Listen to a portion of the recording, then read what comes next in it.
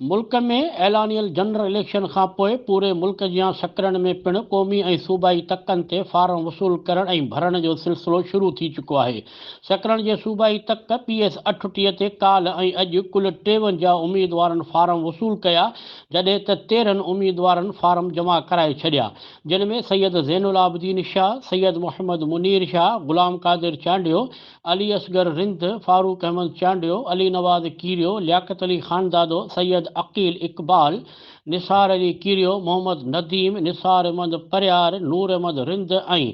अब्दुल वहीद जमाली शामिल आहिनि। जॾहिं त क़ौमी असेंबली जे तक NA 208 ते सैयद ज़ैनुल आबिदीन शाह, सैयद गुलाम मुस्तफ़ा शाह, गुल मोहम्मद रिंद, सैयद महमूद अहमद शाह, सरदार ख़ान मोहम्मद ॾाहिरी,